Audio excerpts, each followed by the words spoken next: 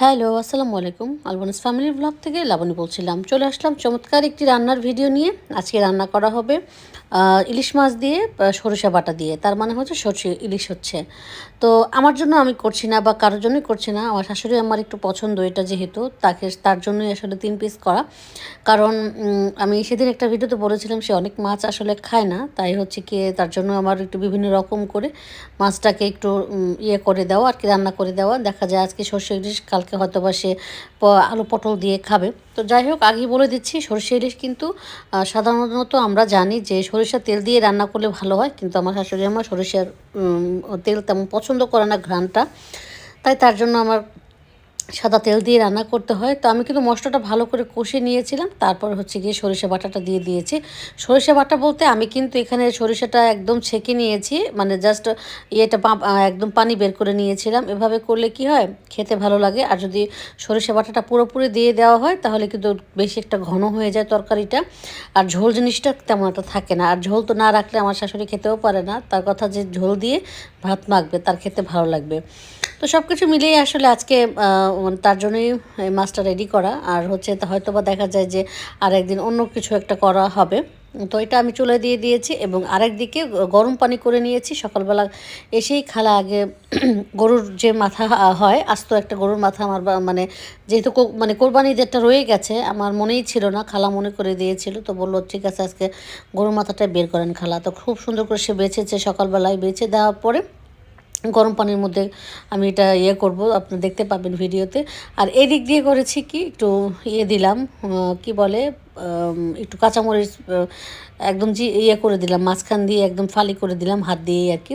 আর এইটা কিন্তু খেতে মজা হয়েছিল। এখন হয়তো বা কালারে অনেক কাছে ভালো লাগবে না, কারণ তেলটাও একটু কম দেওয়া হয়েছে। তেলটা উপরে ভাসলে ভালো লাগবে। মা যেহেতু তেলটা কম খায় তার জন্য একটু একটু তেলটা কমই দিয়েছিলাম। আর এই যে একটু আগে বলেছিলাম যে এই যে গরুর মাথাটা খালাক সুন্দর করে ধুয়ে রেখেছে একদম পরিষ্কার করে। তারপরে হচ্ছে যেহেতু পানিটা ছাকা হয়নি, কারণ যেহেতু সিদ্ধ করবে তাই তো সুন্দর করে সিদ্ধ করে তারপর কিন্তু রান্না করবো। রান্নাটা কিন্তু খুব ভালো হয়েছিল। আর গরুর মাথার সম্পর্কে আমার তেমন একটা আইডিয়া নাই, কারণ হচ্ছে যতবারই মানে কোরবানির সময় গরুর মাথাটা আসলে যে কোথায় চলে যায় পরে শুনলাম যে আহ, যারা কাটাকাটি করে তারা নাকি নিয়ে যায় লুকিয়ে। এটা তো অবশ্য আমি জানি না, কারণ আমার জানারও কথা না। এই যে দেখেন কী পরিমাণে কালো পানি বের হয়েছে, অবশ্যই সিদ্ধ করে নেবেন। আমি কিন্তু আরও একবার সিদ্ধ করেছি, ভালো করে ধোয়ার পরেও কিন্তু আবার সিদ্ধ করেছিলাম আমরা। তারপরে হচ্ছে মোটামুটি সাদা পানি বের হয়েছে।